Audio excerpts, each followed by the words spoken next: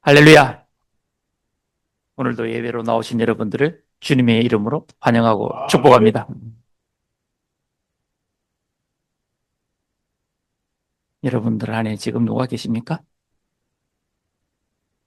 여러분들을 붙들고 있는 분이 누굽니까? 예수님인 줄 믿습니다. 놓치지 마십시오. 잃어버리지 마십시오. 그 예수님이 지금 우리와 함께 하고 계십니다.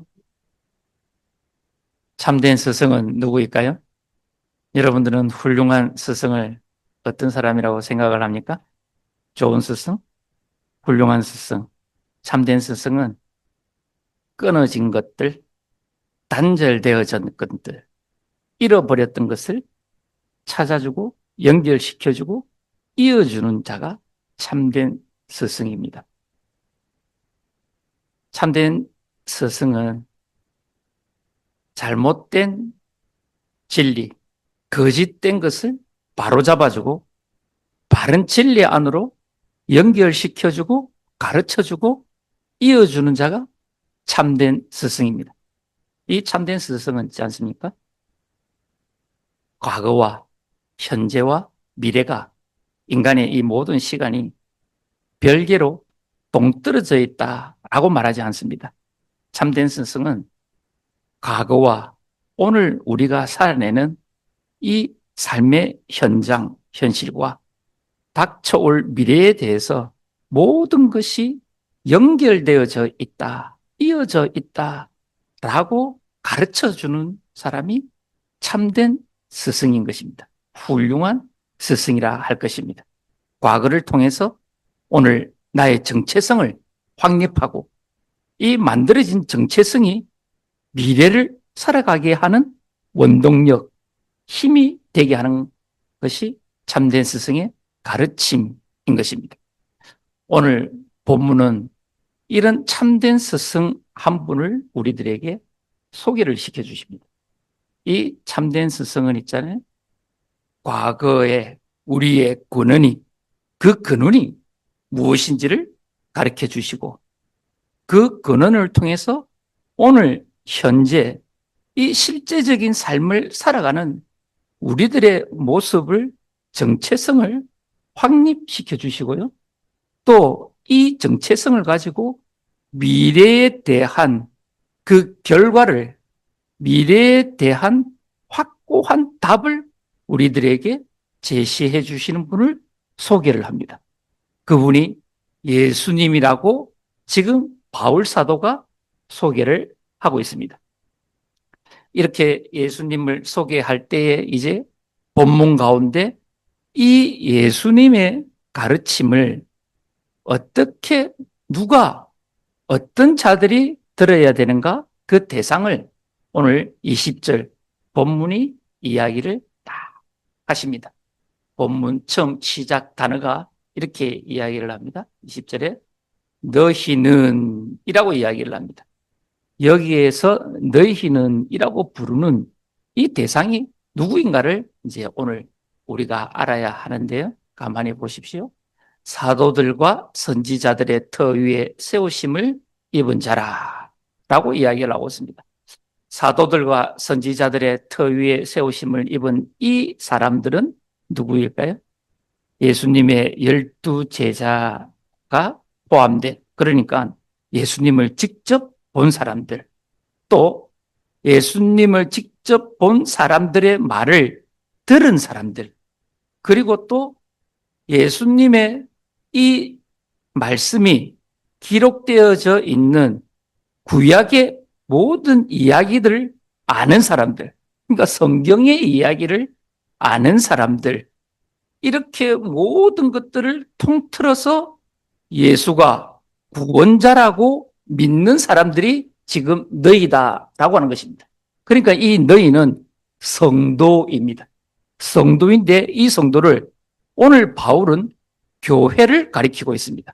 그러니까 교회는 사도들이 또 선지자들이 예수님에 대해서 들었거나 보았거나 읽었거나 성경을 통해서 읽었거나 하여서 그 가르쳐 준 것들을 듣고 예수님을 영접한 사람들에 대해서 이야기를 하고 있는 것입니다. 그러니까 곧 그 사람들의 무리를 교회라고 하는 것입니다.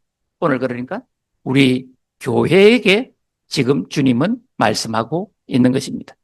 이 사도들이 그러니까 우리 사도 바울은 예수님을 어떻게 알았습니까? 직접 들었지요. 다메섹 동산에서 직접 들었던 이 사도 바울이 예수님을 이제 소개를 하는데 그 소개하는데 좀 특별한 의미를 부여해서 비유로 설명을 합니다. 모퉁이 돌이다 라고 지금 주님을 설명합니다. 가만히 보십시오. 모퉁이 돌이 무엇입니까? 집을 짓지 않습니까? 건축하는 집을 쭉쭉 세워 올라갈 때 벽과 벽이 만나는 부분이 있지 않습니까? 면과 면이 만나는 부분을 우리는 모퉁이다라고 합니다. 이 모퉁이에 들어가는 돌을 모퉁이 돌이다라고 하는 것입니다. 그러니까 즉 이 모퉁이 돌의 역할이 무엇입니까? 큰 역할이 무엇입니까? 연결입니다. 이어주는 것입니다. 이 벽과 이 벽, 이 면과 이 면을 이어주는 돌이 모퉁이 돌인 것입니다. 연결하고 이어주는 예수 그리스도를 지금 설명을 하고 있는 것입니다. 가만히 보십시오. 그렇다면 지금 예수님께서 모퉁이 돌이 되셔서 면과 면, 벽과 벽을 이어주시고자 하는 그 첫 번째 연결은 무엇일까요? 구약과 신약의 연결입니다. 구약에 이미 많이 메시아에 대해서 선포되어진 그 모든 말씀, 예수 그리스도께로 집중되어지고 예수 그리스도가 오실 것이라는 그 말씀과 그 말씀이 성취되어진 메시아가 오신 이야기, 신약의 이야기를 연결시켜 주시는 분이 예수 그리스도다라고 하는 것입니다. 그러니까 구약에서는 처음부터 마지막에 이르기까지 메시아에 대한 이야기입니다. 왜 메시아에 대한 이야기를 할까요? 왜 구원자에 대한 이야기를 할까요? 모두가 죄인이기 때문에. 모두가 죄인이기 때문에 무엇이 필요합니까? 그 죄에서 건져주실 구원자가 필요한 것입니다. 그래서 하나님께서 아브라함을 택하실 때 무엇이라고 말씀하셨습니까? 창세기 22장에 모든 민족이 너로 말미암아 복을 받을 것이다 라고 했습니다. 그러니까 아브라함으로부터 오는 모든 사람들, 아브라함의 씨로 오는 그 한 사람이 구원자가 되어서 그 구원자로 말미암아 모든 사람이 구원의 복을 죄에서 건짐을 받는 복을 받을 것이다 라고 했습니다. 이 구원자가 어떻게 어떤 모습으로 이 땅에 오실까를 구약은 성경은 이미 예언을 하고 있습니다.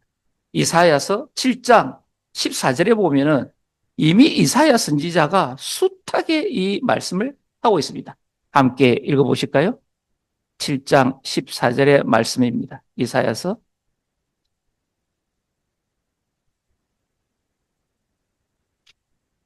7장 14절 준비가 안 돼. 제가 찾아서 읽어드리도록 하겠습니다. 우리가 아주 잘 아는 말씀입니다. 이사야서 7장 14절의 말씀이 마태복음 1장에도 기록되어져 있는 말씀입니다.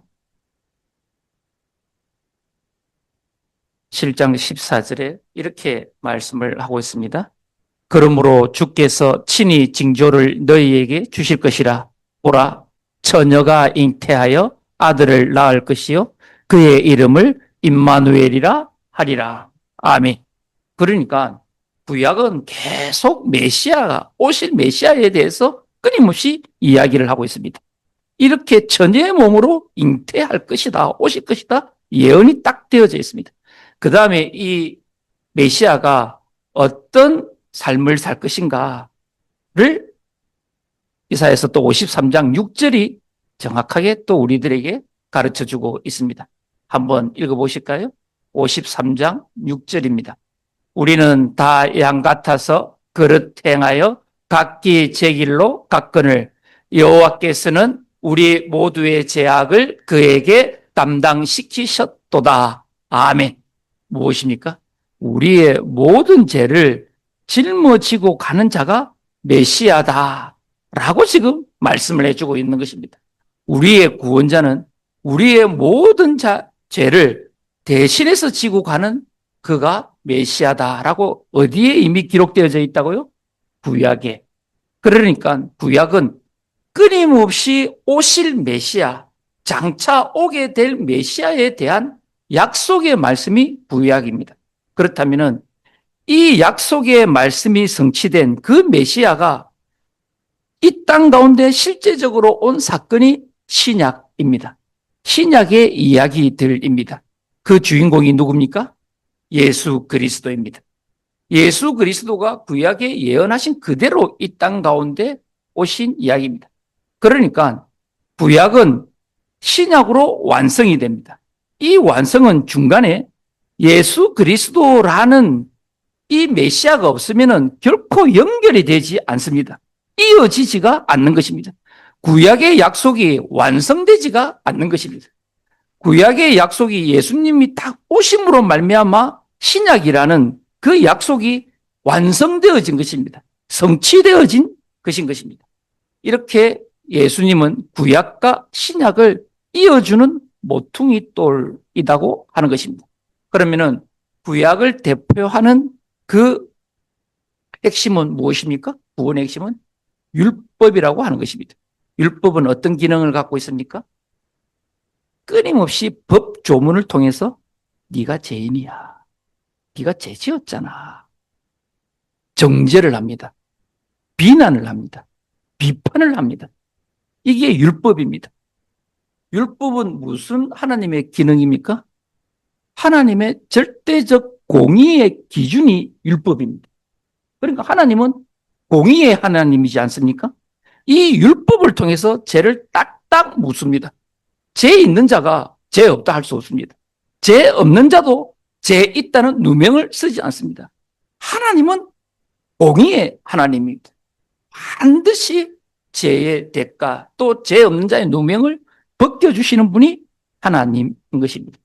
그런데 이 율법이 죄는 드러내는데 공의는 드러내는데 사람을 구원을 하지를 못합니다. 하나님의 또 다른 성품이 무엇입니까? 절대적 사랑입니다. 모든 죄를 덮어주는 절대적 사랑이 하나님의 성품입니다. 공의도 하나님의 절대적 성품이고 사랑도 하나님의 절대적 성품입니다. 사랑은 모든 죄를 덮습니다. 모든 허물을 깨끗하게 해주시는 분입니다. 이것이 하나님의 사랑입니다. 그러면은 이 공의가 어떻게 사랑으로 완성이 될 수가 있습니까? 죄에 대한 대가는 반드시 지불해야 되는 것 아닙니까? 벌을 받아야 되는 것 아닙니까? 그렇다면은 이 율법, 하나님의 공의와 이 복음, 하나님의 사랑, 이 둘을 연결시켜서 완성시키는 그가 누구냐는 것입니다. 예수 그리스도인 것입니다. 예수님이 안 계시면은 하나님의 공의도 완성되지 못하고 하나님의 사랑, 복음도 완성되지 못하는 것입니다. 그러니까 예수님이 이 땅 가운데 오심으로 말미암아 하나님의 공의가 하나님의 사랑으로 완성되는 것입니다. 그러니까 우리의 과거의 죄가 예수님이 오심으로 말미암아 오늘 깨끗하게 덮어진 존재다라고 하는 그 모퉁이 돌, 이 이어주는 돌, 연결하는 돌, 연결하는 존재가 지금 예수 그리스도다라고 우리들에게 가르쳐주고 있는 것입니다. 그러니까 예수님이 아니 계신다면은 예수님이 오늘 우리 마음에 없다면은 우리는 여전히 공의 가운데 그 율법의 두려움 안에 떨고 있어야 하는 존재인 것입니다. 그러나 이 떨고 있는 존재, 죄 가운데 두려워하고 있는 존재에게 주님이 찾아오십니다. 사랑의 복음으로 내가 네 모든 죄를 다 용서했다 라고 말씀하시는 분이 모퉁이 돌 되시는 예수 그리스도인 것입니다. 이렇게 이 믿음 가운데 교회는, 성도는 세워져 갑니다. 그렇다면은 이렇게 이어주는 이 연결, 모퉁이 돌은 하나님은 예수 그리스도를 통해 하나님과 사람, 또 그 먼저는 하나님과 사람을 율법 가운데에서, 복음 가운데에서, 공의에서 사랑으로 연결을 시켜주십니다. 곧 하나님과 사람을 예수님은 연결시켜 주십니다. 그 다음에는 연결시켜 주는 것이 무엇일까요? 오늘 우리가 읽은 21절입니다. 21절 함께 읽어보실까요? 그의 안에서 건물마다 서로 연결하여 주 안에서 성전이 되어가고. 아멘. 보십시오. 그의 안에 건물이 하나 지을 때 세멘트 하나만 있으면 건물이 다 지어 올라갑니까? 아닙니다. 모래, 자갈, 철근, 물, 오만 것들이 다 연결돼, 페인트, 오만 자재들이 다 합해져야 온전한 건물 하나가 세워져 갑니다. 그러니까 건물 안에는 아주 다양한 자재들이 섞여져 하나의 완전한, 온전한 건물이 지어져 가는 것입니다. 교회는 무엇일까요? 교회는 정말 다양한 사람들이 모여 있습니다. 진짜 다양한 사람들이 생각도 사상도 모든 것들이 다 다양하고 다 틀린 사람들이 모여 있는 곳이 교회입니다. 이 다양한 사람들을 하나로 연결시켜주고 이어주는 그 핵심이 무엇일까요? 예수님입니다. 오늘 예수님이 우리를 연결시켜 주기 때문에 우리들은 이곳 가운데 모인 것입니다. 예수님이 아니면 오늘 여러분들이 여기 모일 이유가 있습니까? 없습니까? 없습니다. 하나도 없습니다. 예수님이 우리들의 딱 중심에 있으니까 우리는 오늘 이곳 가운데 나와서 예배를 드리는 것입니다. 얼마 전에 BTS라는, 아시죠? 방탄소년단. 여기서 아는 척해야 젊은 축에 들어갑니다. 예. 그 BTS가 멕시코에서 공연을 했습니다. 대통령과 함께 대통령궁에서 딱 나와서 인사하는 것을 이제 언론 매스컴에 떴더라고요. 정말 어마어마한 사람, 수만 명의 사람들이 그 BTS 밑에 다 서 있는 거예요. 그 수만 명의 사람들이 똑같은 사람 한 명도 없습니다. 인종도 다르고 문화도 다르고 언어도 다르고 생활 환경도 다르고 전부 다가 다른 사람들입니다. 남자 여자도 다르고 나이도 다르고 세대도 다 다릅니다. 그런데 이 많은 사람들이 한 목소리로 외치고 울고 노래 부르고 난리가 난 거예요. 너무너무 제가 소름이 돋을 정도로 충격적이었습니다. 이 수만 명의 다른 사람들 각기를 하나로 이어주는 것은 무엇이었습니까? BTS의 노래입니다. 또 그 안에 담긴 메시지입니다. 또 그것을 부르는 BTS라는 사람들입니다. 이 하나가 그 수만 명의 사람들을 하나로 연결시키는 것입니다. 울게 만들고 웃게 만들고 함께 소리를 외치게 만들고 밤을 새도록 이야기하게 만들고, 이것이 무엇이라고요? 그 노래와 노래의 메시지와 노래를 부르는 사람들입니다. 오늘 우리를 하나로 연결시켜 주시는 그 예수님, 그 예수님의 메시지, 그 예수님의 말씀이 오늘 우리를 하나로 연결시켜 주신 줄 믿습니다. 교회는, 우리들의 지금 만들어진 이 공동체는 예수님이 없다면 우리는 그저 세상 가운데 동창회, 동문회, 동아리, 객군 모임에 지나지 않습니다. 우리는 그들의 모임과는 완전히 다른 그리스도 예수가 하나의 사람을 연결해주는 모퉁이 돌인 줄 믿습니다. 그렇다면 더 구체적으로 이렇게 연결시켜주는 그 사람들은 어떤 사람들일까요? 그러니까 바울이 오늘 본문에서 너희라고 부르는 교회, 그 교회 안에 모여 있는 사람들은 구체적으로 어떤 사람들일까요? 22절이 또 우리들에게 가르쳐 주십니다. 함께 읽어보실까요? 너희도 성령 안에서 하나님이 거하실 처소가 되기 위하여 그리스도 예수 안에서 함께 지어져 가느니라. 아멘. 여기서 말하는 너희는 또 누구일까요? 역시 성도입니다. 그러나 조금 더 우리가 깊이 들어가서 여기서 말하는 성도들은 누구일까요? 에베소 교회 교인들입니다. 에베소 교회는 터키에 세워진 바울이 개척한 교회입니다. 여기에 예배드리러 오는 사람들은 어떤 사람들일까요? 유대인들이 있습니다. 또 이방인들, 헬라인들이 있습니다. 각기 다양한 사람들이 모여서 예배를 드리는 것입니다. 잘 융합될까요? 서로 친하게 잘 지낼까요? 아닙니다. 가만히 하는 것들을 보니까 늘 끼리끼리 모이는 거예요. 유대인은 유대인끼리, 헬라인은 헬라인끼리, 좀 친한 사람은 친한 사람. 늘 그들만 모여서 속닥속닥. 또 저기서 속닥속닥. 뭐가 안 됩니까? 연결이 안 돼. 이어지지가 않습니다. 교회라고 할 수 있습니까? 가난한 자는 가난한 자끼리, 부자는 부자끼리, 많이 배운 자는 많이 배운 자끼리, 못 배운 자는 못 배운 자끼리, 못 입고 온 사람 못 입고 온 사람끼리, 화려하게 입고 온 사람들은 자기네들끼리만 어깨동무하고 말하고 밥 먹고 차 나누고 대화하고 샥 흩어져서 집으로 돌아갈 것입니다. 이 교회입니까? 지금 바울은 이것을 지적하고 있는 것입니다. 오늘 우리 교회를 이 말씀에 빗대어 한번 가만히 생각해 보십시다. 우리 사실 개척교회 몇 명 안 되지 않습니까?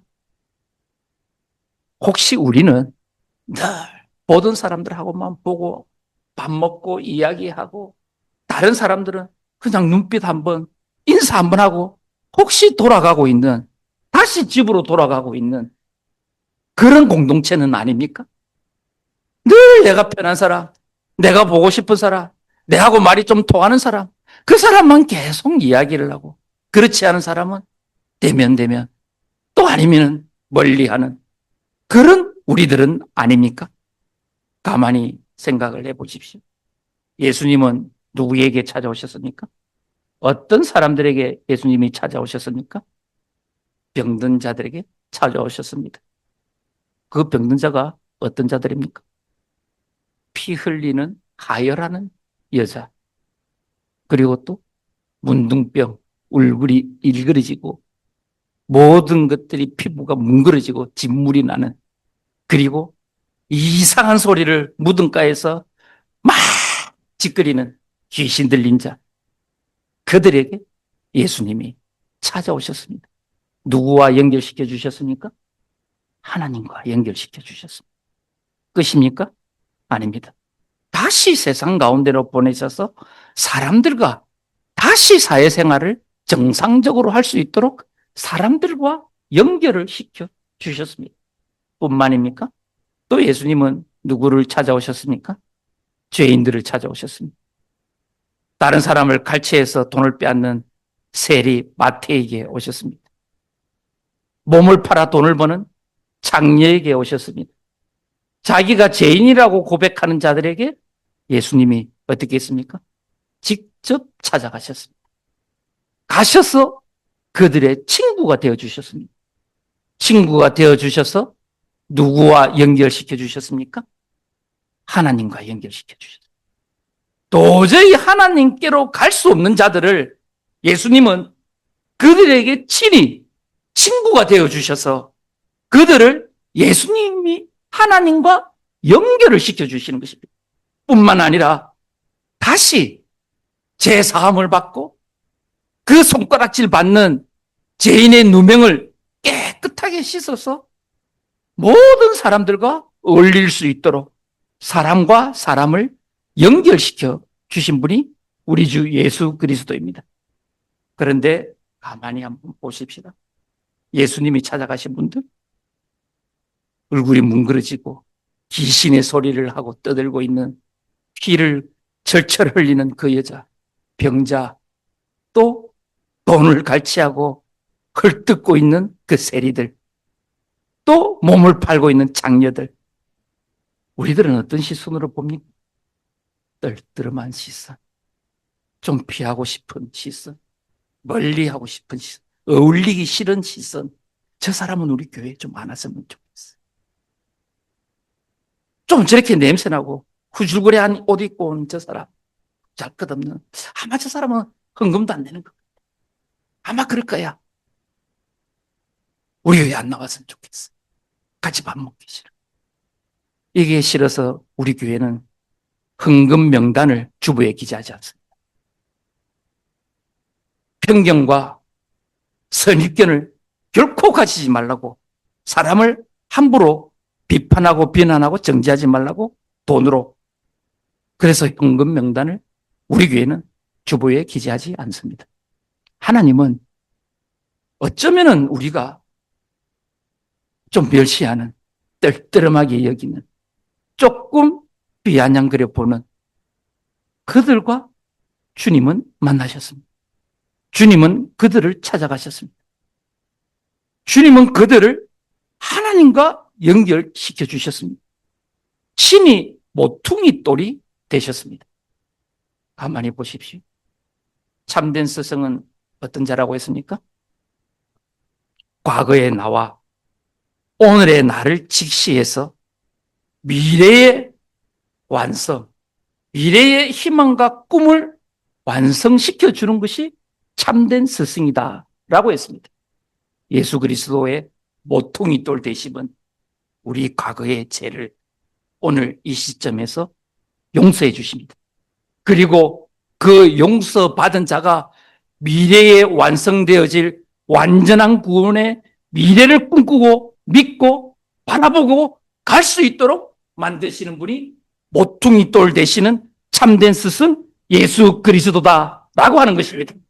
사랑하는 그 길교회 성도 여러분, 오늘 우리는 이 모퉁이 돌 되시는 예수 그리스도를 스승으로 삼는 참된 제자가 맞습니까? 우리는 옆에 있는 사람 한 명 한 명을 정말 감사한 마음으로, 아끼는 마음으로, 사랑하는 마음으로 하나님과 연결시켜주고 또 사람과 사람을 이어주는 예수 그리스도의 참된 그 모퉁이 돌의 스승을 닮은 모퉁이 돌이 되고 있습니까? 이 사람이, 믿음의 이 경륜을 가지고 있는 사람이 성숙한 사람입니다. 믿음은 우리가 결단을 해서 점점점 차져갑니다. 견고해집니다. 그러나 이 믿음은 반드시 우리들 삶 가운데서 드러나게 되어 있습니다. 성숙한 믿음은 무엇일까요? 사람들과의 관계입니다. 사람들의 관계를 매끄럽게 잘 따뜻한 눈빛으로 말로 사람과 사람을 이어주는 사람이 성숙한 그리스도인이라고 하는 것입니다. 오늘 여기에 모인 우리들은 어떤 사람들입니까? 모퉁이 돌 대신 예수 그리스도를 스승 삼은 사람들입니다. 우리 모두들은 이 예수 그리스도를 닮은 또 다른 스승인 것입니다. 여기에 있는 모든 예배를 드리는 자들은 또 다른 모퉁이 돌 되는 스승인 줄 믿습니다. 그 중간에 서십시오. 예수를 붙잡고 서십시오.